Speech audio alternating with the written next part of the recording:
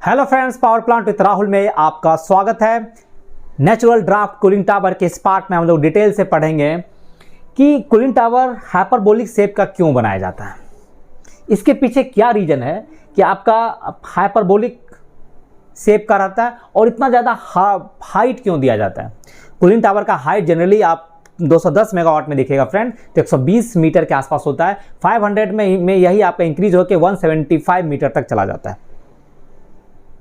तो इतना ज़्यादा हाइट देने के पीछे क्या रीजंस है और साथ ही साथ इसका हाइपरबोलिक शेप के पीछे क्या रीजंस है, और इसके साथ ही साथ हम लोग जो difference between the splash fills and film fills के बीच क्या बेसिक डिफरेंसेस के बारे में भी हम लोग डिस्कस करेंगे। तो इस वीडियो को लास्ट तक देखें, आपके लिए काफ़ी इन्फॉर्मेटिव रहेगा फ्रेंड्स। और जो भी फ्रेंड्स अभी तक मेंबरशिप नहीं लिए हैं तो मेंबरशिप लेने से आपको मेरा व्हाट्सएप नंबर मिल जाएगा, और पावर प्लांट रिलेटेड कुछ भी अगर डाउट है तो आप मुझे मैसेज कीजिए, मैं आपका उसमें रिप्लाई दूंगा। और वीडियो पसंद आए तो लाइक, सब्सक्राइब और शेयर करना ना भूलें। आइए इस पार्ट को हम लोग स्टार्ट करते हैं।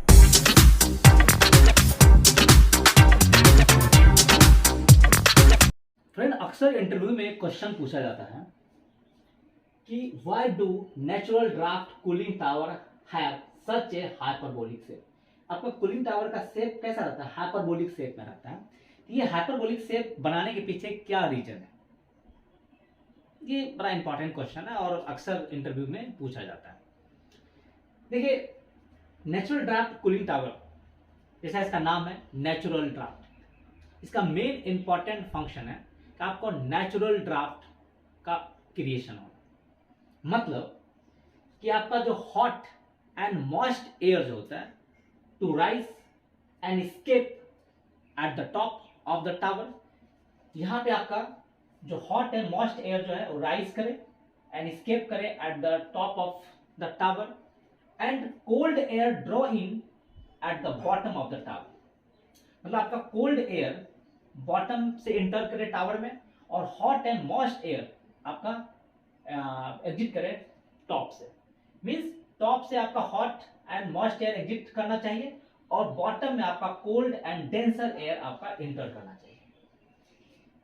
तो इस शेप को बनाने के पीछे आपका मेन रीजन है नेचुरल ड्राफ्ट का क्रिएशन करना, ताकि आपका एयर जो है वो नेचुरली आपका flow, cold and denser air bottom में एंटर करे और हॉट एंड मॉइस्ट एयर आपका टॉप से एग्जिट करे। तो सब आपका शेप दिखेगा फ्रेंड कि आपका शेप में दो पार्ट है। एक आपका कन्वर्जेंस है, यहाँ पे आपका कन्वर्ज कर रहा है, आपका बीच में थ्रॉटल मतलब नैरो जोन बनाया, फिर यहाँ से डाइवर्जेंस शेप होता है। मींस कन्वर्जेंस पार्ट, इसके बाद आपका डाइवर्जेंस पोर्शन होता है। ठीक है, तो मेन जो इसमें इफेक्ट है आपका वेंचुरी इफेक्ट। मेन जो इफेक्ट है इसका क्या है? वेंचुरी इफेक्ट होता है। तो ये क्या होता है कि जब आपका यहाँ पे कोल्ड एंड डेंसर एयर जब बॉटम में एंटर करता है तो ये क्या होता है कि फिल्म में आता है, फिल्म में या अपवर्ड डायरेक्शन में मूव करता है, जहां पे आपका हीट ट्रांसफर होता है। ये आपका कोल्ड जो एयर है वो वार्म एयर में कन्वर्ट हो जाता है, क्योंकि वार्म एयर का डेंसिटी आपका कम होता है। यहाँ से एयर जो होता है वो ड्रिफ्ट एलिमिनेटर से होते हुए आपका राइज जब करता है तो आपका थ्रॉटल पोर्शन में आता है। थ्रॉटल पोर्शन मतलब क्या होता है, यहाँ पे आपका सरफेस एरिया बहुत स्क्वीज हो जाता है। आपका जो वार्म एयर जो होता है जब राइज करता है और जब इस थ्रॉटल जो थ्रॉट जोन में आता है तो यहाँ पे वो स्क्वीज हो जाता है। स्क्वीज होने से क्या होता है कि यहाँ पे इसका वेलोसिटी आपका इंक्रीज हो जाता है। तो यहाँ पे इसका क्या होता है, जो राइजिंग एयर का वेलोसिटी आपका इंक्रीज हो जाता है। फिर इसके बाद क्या होता है, यहाँ के बाद इसका क्रॉस सेक्शन इंक्रीज करता है, वाइडन हो जाता है। वाइडन होने से क्या हो जाता है, यहाँ पे जो आपका राइजिंग एयर का एक्सपेंशन होता है, and this expansion helps the rising air to mix with the ambient atmosphere with more efficiently and also prevent recirculation where the exhausted moist air to suck back to the bottom of the tower। जब ये यहाँ पे आपका widen होता है तो यहाँ पे आपका उसी एयर का क्या होता है, एक्सपेंशन होता है, और एक्सपेंशन होने से क्या होता है कि आसानी से आपका राइज होके ये एम्बिएंट एटमॉस्फेयर में आसानी से मिक्स हो जाता है। साथ ही साथ जो आपका रिसर्कुलेशन, जो आपका ये एग्जॉस्टेड मॉइस्ट एयर फिर से ये रिसक ना हो जाए, तो ये रिसर्कुलेशन को भी प्रिवेंट करता है। तो आपका वेंचुरी इफेक्ट आपको आया, शुरू में आपको क्या हुआ कि यहाँ पे एरिया क्रॉस सेक्शन रिड्यूस किया तो वहां पे आपका प्रेशर डिक्रीज किया। प्रेशर जैसे डिक्रीज करता है तो क्या होता है कि यहाँ से कोल्ड एयर आपको यहाँ पे आपका एटमॉस्फेरिक प्रेशर है, यहाँ से आपको एयर इंटर करता है, cold and denser air inter करता है, और इंटर करने के बाद फिर यहाँ पे वार्म बनता है और वार्म एयर आपका ऊपर से निकल जाता है। तो इसके पीछे देने का मेन रीजन है कि आपका नेचुरल सर्कुलेशन हो सके। तो फर्स्ट पॉइंट फ्रेंड आप समझ गए कि वेंचुरी इफेक्ट के कारण आपका प्रॉपर नेचुरल ड्राफ्ट का फॉर्मेशन होता है और आपका एयर का सर्कुलेशन होता है। सेकंड जो इंपॉर्टेंट पॉइंट है स्ट्रक्चरल स्ट्रेंथ एंड स्टेबिलिटी। देखिए यहाँ पे आपको फ्रेंड आपका एरोडायनामिक शेप बनाया जाता है ताकि आपका विंड का प्रेशर इस पे कम हो, reduce wind pressure and it allow to flow the wind around the tower. ये क्या होता है कि विंड का रेसिस्टेंस बहुत ही कम होता है। अगर आपका स्ट्रेट टॉल चिमनी बना देंगे तो वहां पर आपको ड्रैग फोर्स ज्यादा रहेगा, विंड का प्रेशर आपको उस पर ज्यादा लगेगा और आपका कोलैप्स होने का चांस रहता है। लेकिन आपको इस शेप होने से क्या होता है कि आपका विंड का प्रेशर कम पड़ता है और विंड को रेसिस्टेंस भी नहीं मिलता है, आराम से विंड आता है और स्मूथली आपका पास ऑन हो जाता है। तो आपका विंड प्रेशर भी कम हुआ और आपका विंड क्या होता है स्मूथली आपका पास भी हो जाता है। तो आपका क्या होता है इससे आपका स्ट्रक्चरल स्ट्रेंथ और सेफ्टी भी बढ़ जाता है। Requires less construction materials. देखिए आपका कंस्ट्रक्शन मटेरियल भी आपका बच गया। आपका यहाँ पे देखिए कंस्ट्रक्शन मटेरियल का जो कॉस्ट है, चूंकि आप ऐसे भी जानते हैं कि एनडीसीटी बनाने में खर्चा काफी ज्यादा लग जाता है, क्योंकि आपको सिविल का कंस्ट्रक्शन ज्यादा मटेरियल लगता है, तो आपको यहाँ से कॉस्ट इफेक्टिवनेस भी आपको मिल गया। Large base for air entry. देखिए यहाँ पे आपको लार्ज बेस एरिया बनाने से एयर तो आपको बेस से एंटर कर रहा है, एयर तो आपको नीचे से एंटर करता है at the bottom of the tower से। अगर टावर में जितना आपका एरिया दीजिएगा उतना आसानी से आपका air cold and denser air आपको इंटर करेगा आसानी से आपका कूलिंग इफेक्ट बढ़ जाएगा, कूलिंग इफेक्टिवनेस आपका इंक्रीज हो जाएगा। नहीं, आपको अगर लार्ज बेस एरिया दीजिएगा तो आपका large volume of the cold and denser air inter करेगा। इंटर करने से क्या होता है कि जो आपका जो एयर और वाटर के बीच का आपका प्रॉपर कांटेक्ट बढ़ जाएगा, तो प्रॉपर आपका कूलिंग होगा, प्रॉपर हीट ट्रांसफर होगा, प्रॉपर आपका इवापोरेटिव कूलिंग होगा, तो आपका कूलिंग इफेक्टिवनेस आपका इंक्रीज हो जाएगा।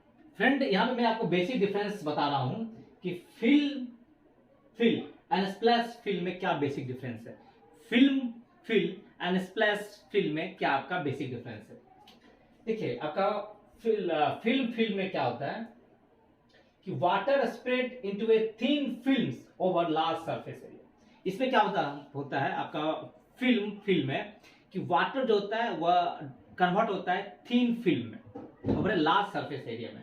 जबकि स्प्लैश फिल्म में क्या होता है कि water broken into droplets by hitting splash bar. इसमें वाटर क्या होता है बहुत सारा हॉरिजॉन्टल बार्स या स्प्लैश बार्स होता है, उसमें वाटर आपका एक्सट्रैक्ट करता है and thousands of tiny droplets में कन्वर्ट हो जाता है। मींस स्प्लैश फिल्म में आपका वाटर ड्रॉपलेट कन्वर्ट होता है, जबकि आपका फिल्म में थिन फिल्म बनता है वाटर का। ठीक है, heat transfer occurs through thin water films in contact with air. जब आपका यहाँ पे एयर के कांटेक्ट में आता है वो थिन फिल्म ऑफ वाटर, तो प्रॉपर हीट ट्रांसफर होता है, क्योंकि वहां पे आपका क्या होता है कि more expose to the air more heat transfer take place. क्योंकि यहाँ पे आपका सरफेस एरिया ज्यादा है तो ज्यादा हीट ट्रांसफर मिला, हीट ट्रांसफर ज्यादा होने से क्या होता है कि प्रॉपर कूलिंग होता है। जबकि यहाँ पे heat transfer occurs when the water droplet splashes and mix with air. यहाँ पे एयर के साथ वाटर ड्रॉपलेट का मिक्सिंग होता है। ठीक है, इसमें क्या है कि higher cooling efficiency due to large contact area, क्योंकि आपके यहाँ पे कॉन्टैक्ट एरिया ज्यादा है, ज्यादा सरफेस एरिया है, more expose to the air, more heat transfer, more cooling efficiency. But splash film में क्या होता है कि लोअर कूलिंग एफिशिएंसी होता है, क्योंकि यहाँ पे आपका सरफेस एरिया कम होता है, तो less expose to the air, less heat transfer होता है। फिर देखिए इसमें आपका नेक्स्ट पॉइंट है requires uniform and clean water distribution. इसमें आपका uniform and clean water distribution होता है। इसमें आपका वाटर फिल्म जो होता है वो यूनिफॉर्मली डिस्ट्रीब्यूटेड होता है, बट यहाँ पे works even with uneven water distribution. इसमें आपका वाटर डिस्ट्रीब्यूशन अगर अनइवन भी है तब भी ये प्रॉपर आपका ये काम करता है। फिर नेक्स्ट डिफरेंस है कि आपका फिल्म में more prone to clogging with dirty और कंटेमिनेटेड वाटर। देखिए इसमें क्या होता है कि जो आपका कोर्बेटेड सीड्स वगैरह जो होता है पीवीसी का रहता है या पीपी का रहता है। पीवीसी मतलब पॉलीविनाइल क्लोराइड का, या पॉलीप्रोपिलीन रहता है, जहाँ पे अगर हाई टेम्परेचर है वहाँ पे हम लोग पीपी पॉलीप्रोपिलीन सीट हम लोग यूज़ करते हैं। तो इसके बीच बहुत ही कम गैप्स रहता है। अगर हम डर्टी वाटर या कंटेमिनेटेड वाटर जब यूज़ करते हैं तो उस जो क्लोज थिन स्पेस है उसको ये क्लॉग कर देता है। बट इसमें आपका जो स्प्लैश बार के बीच में गैप ज़्यादा रहता है, तो ये less prone to clogging, suitable for dirty water. अगर आपका वाटर में कंटामिनेटेड वाटर आप यूज़ करते हैं तब भी आप स्प्लैश फिल्म में आप यूज़ कर सकते हैं, लेकिन यहाँ पे आपको क्लॉगिंग का चांस रहेगा। Needs more maintenance and cleaner water. इसमें आपको क्लीनर वाटर चाहिए। मेंटेनेंस कॉस्ट इसमें ज़्यादा लग जाता है, इसमें आपको लोअर मेंटेनेंस बहुत ही कम लगता है इसमें।